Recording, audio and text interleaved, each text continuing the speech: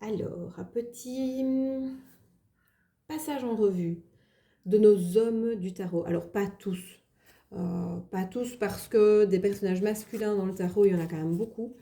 Et je pense que ça ferait une vidéo un petit peu trop longue.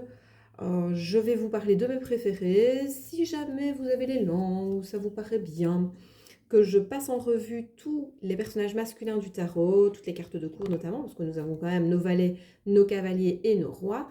Vous n'hésitez pas à me le faire savoir en commentaire, mais pour l'heure, je vais vous en présenter quelques-uns, en commençant par un petit personnage bien sympathique à mes yeux, puisque c'est notre psychologue du tarot, c'est le roi de coupe. C'est un personnage qui est associé quand même à forcément une sagesse émotionnelle.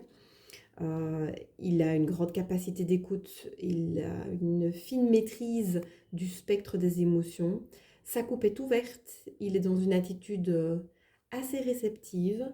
C'est un des rois qui est potentiellement le plus féminin de la bande.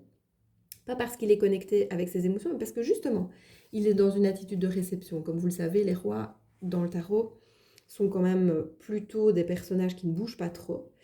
Mais ici, avec notre cavalier de coupe, on est plutôt dans quelque chose, dans quelqu'un qui, dans un personnage qui peut faire preuve d'énormément d'empathie et donc se mettre à la place et capter ce que l'autre a à dire. Dans les personnages qui peuvent capter ce que l'autre a à dire, pour d'autres raisons, nous avons le diable, qui est une carte complexe dans le tarot, mais qui est tout à fait intéressant. Et c'est justement aussi donc, un personnage qui est généralement genré au masculin et qui pourtant n'a rien d'une masculinité positive. Il manipule, il écoute pour son propre dessein, pour ses propres intérêts.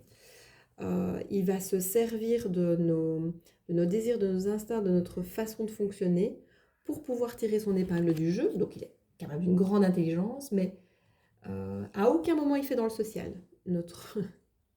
notre diable, puisque ça va toujours être pour ses propres intérêts. Et il peut nous parler aussi de tout ce qui est dépendance, de tout ce qui est, euh, comment je vais dire, attachement toxique. Donc comme je vous disais, dans les cartes masculines, c'est celle qui effectivement est la moins positive, je dirais, du lot. On va continuer dans les rois, avec un personnage qui, moi, en tout cas un archétype qui, moi, m'impressionne beaucoup, c'est le roi d'épée. Donc c'est le gendarme, l'homme de loi, le militaire. C'est un personnage qui a un esprit de métal, qui est assez froid, qui est sûr de lui et de ses idées, et qui peut se révéler autoritaire et en frontal. Donc typiquement, c'est le genre de personne, j'en croise mon quotidien et je m'enfuis en courant très vite, très loin. Voilà, on est face à quelque chose de brut, de complètement décidé, très très sûr de lui. C'est un des personnages, je dirais, les plus froids du tarot.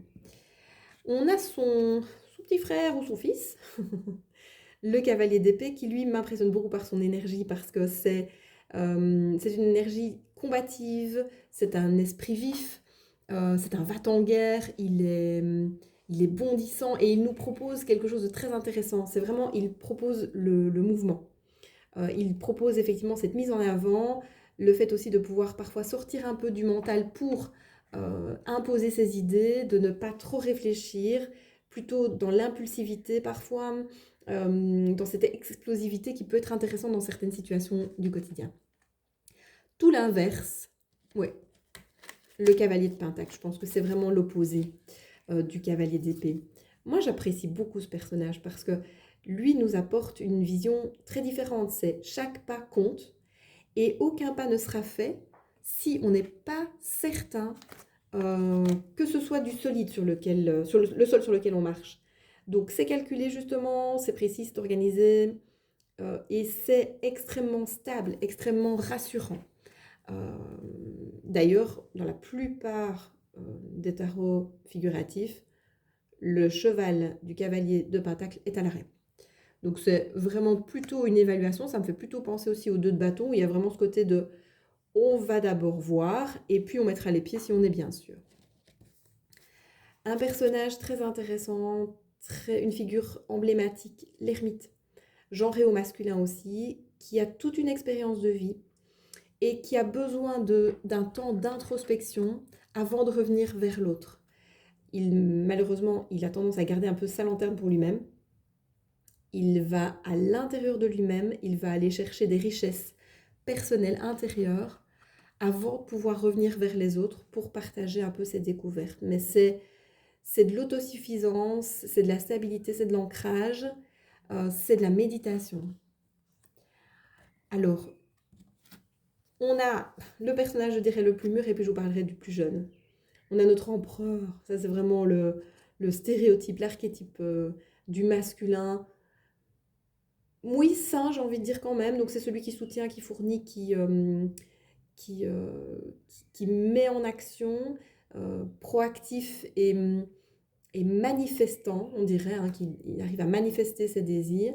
Il a un tout petit côté cause toujours tu m'intéresses, parce qu'il est tellement sûr de lui et tellement stable que bah, malheureusement, s'il y a un petit peu quelque chose d'un peu plus fragile peut-être en face, il peut être écrasant sans le vouloir nécessairement. C'est vraiment, vous avez des personnages comme ça qui ont un tel charisme qu'ils ils écrasent les autres même presque sans le vouloir. Donc ça, il y avait un tarologue qu'il avait appelé, c'est le Georges Clooney du tarot. Donc c'est vraiment cette personne qui pourrait peut-être passer pour un peu arrogant à un certain moment. Et je vais terminer cette petite présentation par notre jeune magicien qui lui nous propose cette spontanéité, cette naïveté peut-être un petit peu aussi. Et alors, je ne sais pas si vous voyez, mais dans le tarot doré, ils l'ont représenté comme un personnage sage. Je trouve que c'est assez étonnant. Mais donc, il y a ce côté de j'ai tous les outils pour arriver. Tout est en moi. Je n'ai plus qu'à expérimenter. Je n'ai plus qu'à démarrer mon voyage. Mais donc, rien n'est abouti. Hein, ça ne s'est pas construit. C'est encore Oh, ça, j'y arriverai pas. Balbutiant? Ouais.